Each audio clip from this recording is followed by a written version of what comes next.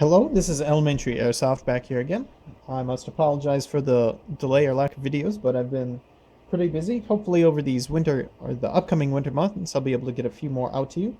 But today what I want to go over is showing all the people who purchase my pre-done up barrels, sort of the basic steps of how do you install your R-hopped barrel and set that up. So your barrel will come packaged in probably a triangle tube or a square tube, and on the barrel you should find taped your m-nub material, or it might be in the tube here if there's room. So we're going to take that off, and of course I drop it, which I include ½ inch of m-nub material, squishy silicone foam. And then we're going to take a barrel out. Be sure to check the front end for any plugs. So re-put in the ZCI protector ones. I don't put them in the back because I don't want it to interfere with my patch that I installed here. So I'm just going to set him in the vise. So first things first is you're going to need a flat hop bucking to use with your R-hop patch. Some of you might have gotten one with it. If not, for this example, I'm going to be using a Lonix 70D bucking to flat hop. Brand new, right out of this package. So first thing you want to do to flat hop your bucking is you're going to need to turn it inside out. So what I found works best is like a screwdriver or something, and you just kind of start rolling the lip on itself. So I'm kind of pushing it a bit, and you see there we got it started folding over inside of itself, and we're just going to kind of keep on pushing on sort of one edge, and we're going to rotate it as we do that, and then just start popping out. You can see the lip coming out right there. Apologize for the dehumidifier running in the background. I'm in the basement, so hopefully that doesn't pick up too much on the camera. I'll also try and keep this as brief as possible, so I won't go as in detail. And then once you get it pretty well started, then you can kind of just unroll the end of the lip. So now I'm gonna, actually this is trimming from one of the barrels I had to cut down. Now we look at it here. We have the bucking mound, which will need to be removed, as well as the alignment ridge. To do this, I recommend use of a razor blade. To me, I got a nice big pack of these. It's like $3 for like 100 or something. But any sharp knife, X-Acto knife, box cutter should do the trick. What I do is I start from the feed lip side, and I just slowly slice my way back. You can draw the blade a bit, which will help cut through it. Then get that last bit off. So now we have that alignment ridge removed. And now, starting on one side of the mound. Come on. My camera is poor because it's my cell phone and it doesn't like the macro the best. So we start on one edge, and then once again we're going to kind of make a drawing motion as we apply some downward pressure and slowly rotate the bucking. That's actually a bit rough, so we're going to come back here, slowly drawing and removing the material. So at this point, it's somewhat rough.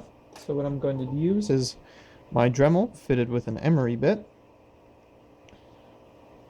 These are sort of the rubbery kind of bits. It's basically, think about it as like a sanding block or sandpaper. It just starts out at like a 600 grit. So it's not going to remove a lot of material or leave a lot of marks.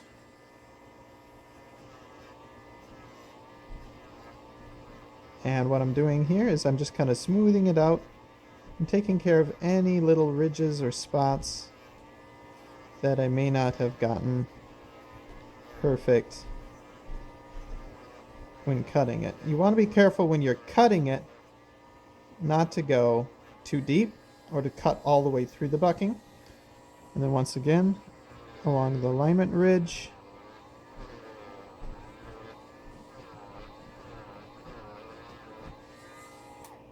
And there you have it. Your bucking is all nice and ready. Just going to clean it off with a bit of paper towel here, because we don't want that. And then we're going to turn her back inside out pretty much the same way.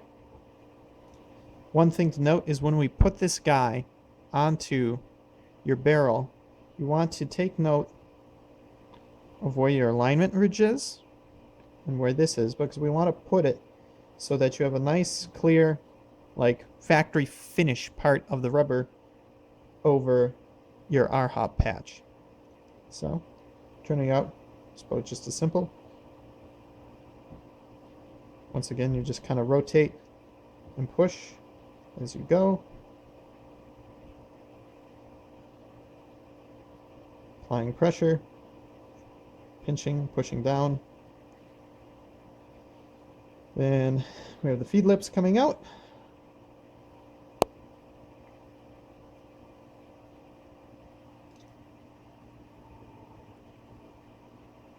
She's not wanting to slide so much, so I'm going to just kind of pull these guys down. You want to be somewhat careful when working with your bucking. You don't have to be too fearful of using a lot of force, but just don't severely manhandle and you should be fine. So I'm going to look and I see where my cut is. Then I'm going to put that so it's like 90 degrees of center and slide that down. This is the direction where we want to keep our bucking on there. So that's all set to drop in your hop-up unit. If you already have a hop-up unit with a flat hop nub that you're going to use, so basically like, I can't think of the name, but I know Maple Leaf makes one that's pretty good, and there's another one, I think it starts with a P. Name escapes me. I'll try and remember it and put in the description, but basically for optimal use of the Rhop patch, you want a flat surface of your nub. Pressing down on it. Eraser nubs, those work great. If you have one of those already installed, that's fine. But then now what I'm going to show you how to do is how to use the included m-nub to set up your hop-up unit with an m-nub. So that's, once again, pretty simple. Nothing to really be super afraid of here. We are going to be modding it, so it's going to be irreversibly modded, but I believe the gains from it are definitely worth it, and it's, in my opinion, fairly hard to screw up. So what we have here is a brand new Lonix hop-up chamber. I guess the first thing I'd like to point out is not all clone hop-up chambers have the best tolerances between the sidewalls and the hop-up arm. So you can see this Lonix unit, it's very tight. There's no side-to-side play, which is a good thing. If you see that there's a reasonable gap between your arm and the wall of your hop-up unit, what I like to do is I use a bit of styrene, which you can get from old used credit cards or gift cards, which is a great source of it. I just sand it a bit, and then you can super glue it down onto your surface here, and then you sand it until it fits nice and just snug between those two walls, and then you need to make sure you cut out any openings. But for this case, it fits really snug to start with, so I'm not going to. You can use this process on pretty much any hop-up unit. Basically what you're looking for, if my camera will pick it up here,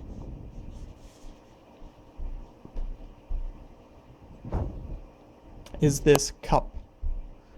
That's what we want to remove. We want to give it a nice flat surface to mount our m-nub, so it'll sit kind of like that.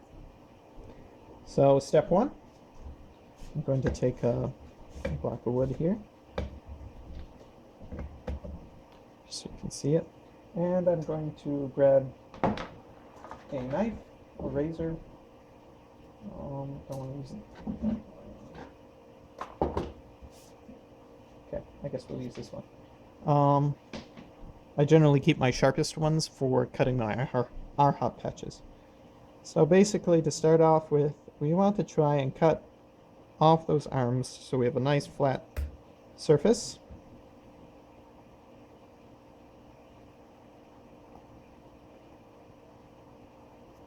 At this point, I'm just kind of getting it rough cut.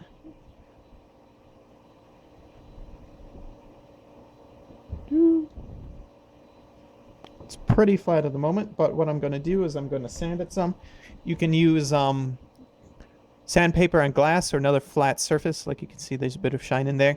To get a nice flat surface on it, take it slow. Biggest thing is horizontally, or from the back end.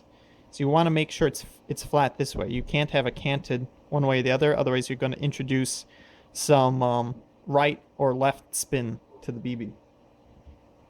But what I'm going to use is a sanding disc, and this is on top of a grinding stone, so it gives it some hard back.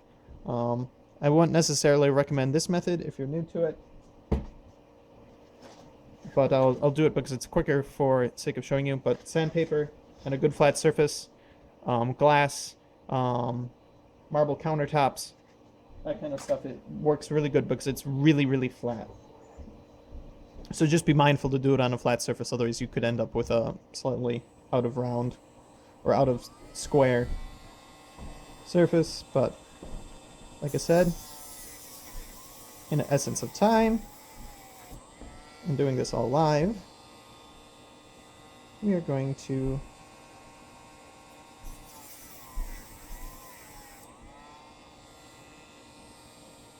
sand it using my Dremel.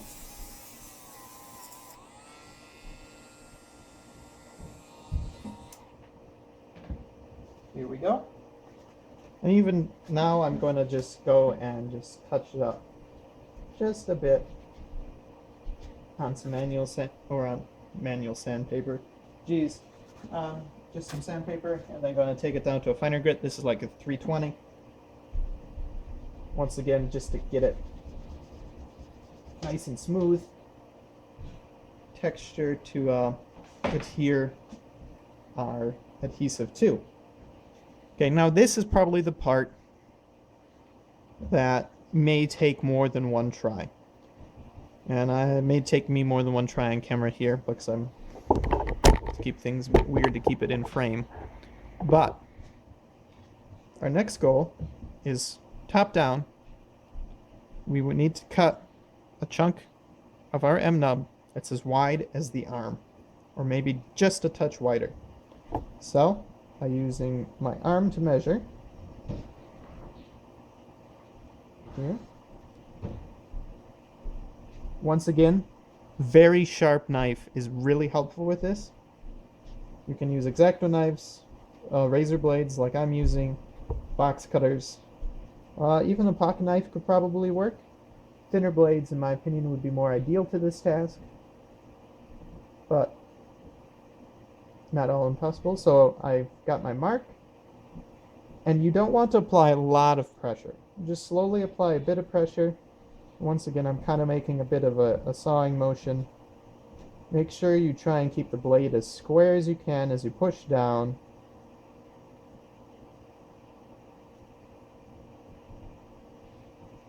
And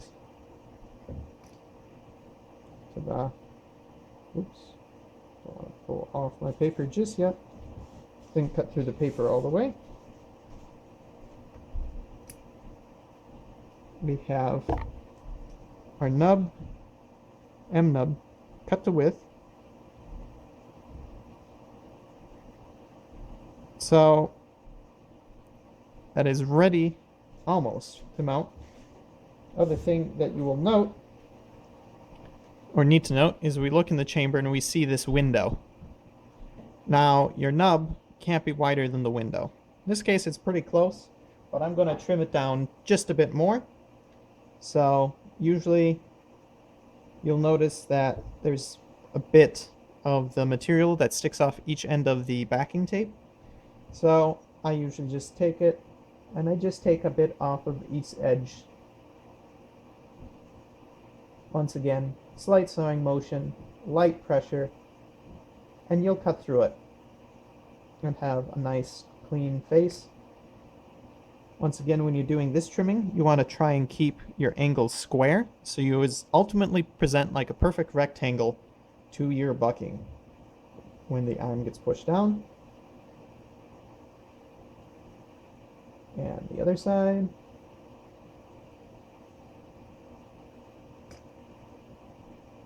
There we go. Nice, beautiful rectangle.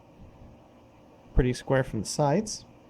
So now, this has a nice, I believe it's an acrylic-based adhesive on the back of the nub material. Gonna take it, and that spot where the old arms used to be that you sanded flat, we're gonna carefully place it squarely on and press it down. And ta-da! Your arm is set up with an m-nub.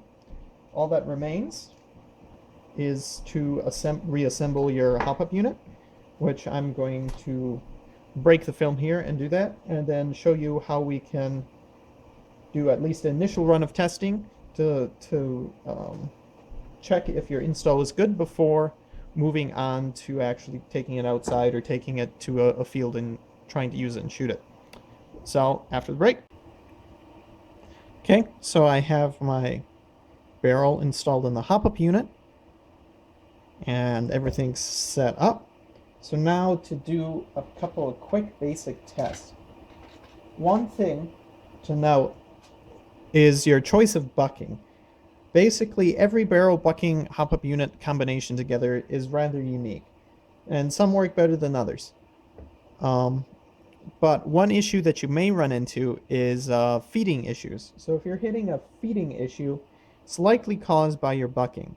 Now I know this combination of Lonix chamber and Lonix bucking works, but basically you want to drop a BB in the top and then use something to gently push it through the feed lips. And what you're looking for is not a whole lot of resistance. I've had cases where I've used Lonix buckings in some chambers that they seem to fit very tight, and when you try and push a BB through your bucking, it's very stiff even just to get through the bucking. So that means your nozzle isn't going to have enough force under just the spring to chamber the round or fully chamber it before the air gets released. And this can also be illustrated if you have some severe FPS losses, like we're talking about 100 FPS. But in the case that's good, the next thing we want to do is we look here. We can see that my hop-up is fully disengaged. And what we're going to do is put the barrel at a slight incline. Guess it's kind of hard to see from this. And we're going to roll a BB down the barrel. And now we look and see where the BB is in there, and we can see that it is caught by the feed lips, which is a good thing, which tells you that your BB will pass freely through the barrel. You can also do it from this side. You just have to be very careful not to push it too much after you get it past the feed lips. That with your hop-up off, no hop-up is being applied. If there was hop-up being applied, when you roll the BB down the barrel, it would stop. You also want to make sure your barrel is clean and you're using a clean new BB for that as well. But that's a good rough test. And the next thing you want to check is we're going to turn the hop-up up. Oops, wrong way. And you're going to watch down the barrel. I don't know if we can get a decent view here. Maybe. Oh, there we go. what we're watching for. So I guess I should have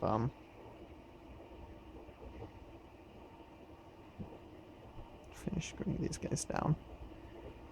So we're gonna sort of take the opposite step and turn the hop up all the way up. Excuse me. I need to take this hop up unit back apart after this shoot, so I was didn't have it screwed down, so I was having a bit difficulties there. But basically, to try and get it in focus, ta-da! We can see that nice ledge on the top, and that tells us that you have enough play in your dial that you can have your hop up off, and there's no mound or no protrusion, which we checked with the BB, because sometimes it can be very slight and you can't see it, but the BB will definitely tell you it's there or not. And then when you turn it up, this will tell us that, yep, we can apply enough hop up. If you do not get this, which some hop up units are each a bit different and the arms are a bit different, it tells us that, if I can take this back apart here real quick.